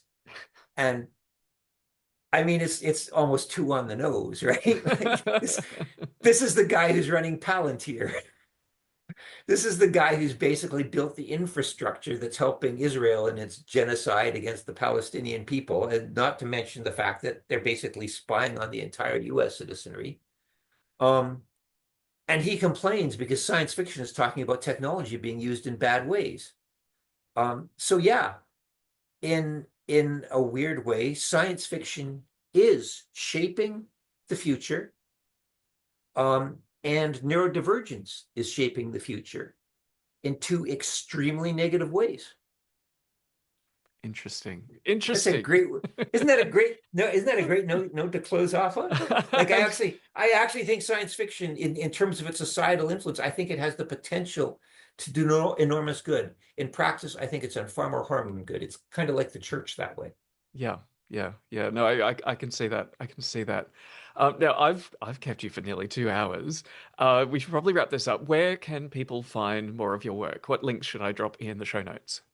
Well, I mean, you could just, I suppose, Google me if you want to give more money to Sergey Brin. Um, I have a website, and a lot of my novels and a lot of my short stories I put available for free, so you don't even have to pay me. Mm, Just go to rifters.com, find the thing that says backlist. It's a long story why I put a bunch of stuff there. I mean, these are not self-published novels. These are novels that actually appeared in legitimate, one of them won the year, didn't win. It was a New York Times notable book of the year, blah, blah, blah. So they're actual books. mm. Um, and they're there. Otherwise, support your local bookstore if you still have one. Um, Excellent. I am not hard to find. Yeah, yeah. I love checking in with your blog. You have it's one of the few old school blogs that I go out of my way to look up periodically to see what you've I been have thinking about. I have not maintained it nearly as much as I should. I'm hoping to do a little more now because I've just passed a major deadline. I just handed in a sequel to the Freeze Frame Revolution. Mm. Um, and I'm about to start another project that I cannot talk about because of the magic of NDAs. But in the space between, maybe I'll get a few more blog posts in. I certainly have. The problem with blogs now is that all the things I was going to post about have stale dated. It's like I'm writing about like 3 posts every half a year now, which is I should get off my ass. I will get off my ass. But But at first I have to. but you always find something that I never would have found anywhere else. Like that's a rare function. Like the news, dime a dozen. Like you can find that anywhere, and it's old news, stale before you know it. But yeah, you read widely enough and have your feelers in interesting places that you're worth checking in to see what you've been blogging about when you Well, do. I mean, that's kind of the best thing about what I do is by pretending to know shit, I actually end up meeting a lot of people who really do. Mm. And I make, contact with them. And, my price for appearing on your blog is like you're a biochemist who's basically you're Liet Keynes from Dune. You're the dryland ecologist. Um, So yeah, I'm sticking you on my little virtual Rolodex of experts. And if I need to know something about that, I'm going to be in your inbox. I'm going to be poking you until you get back to me. Um, I had a couple of scientists from Fermilab helping me out with some holes I dug myself into about radiation shielding and black hole emissions Hmm. for Gremlin. And these are, I miss grad school.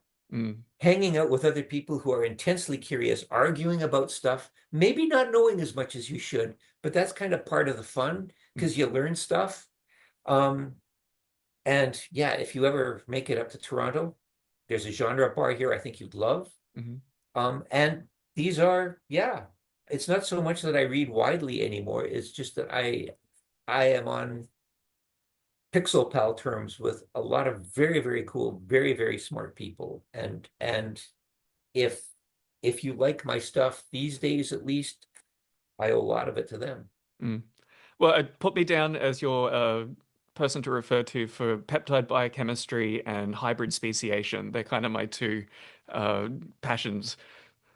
How to make parrot resistant crops. Like, what have you got against parrots, asshole? Parrots are great. I'll domesticate them next if I live long enough. Alrighty. Well, Peter, thank you very much for what has been an amazing conversation. It was fun. Thank you. Sign up to my Substack if you would like regular updates about my experimental farm, culture hacking, book reviews, and long form links to the best of the internet. Next week, a little ray of sunshine, I talk to Tanya Eskildsen, a Danish born experimental farmer from the island of Majorca.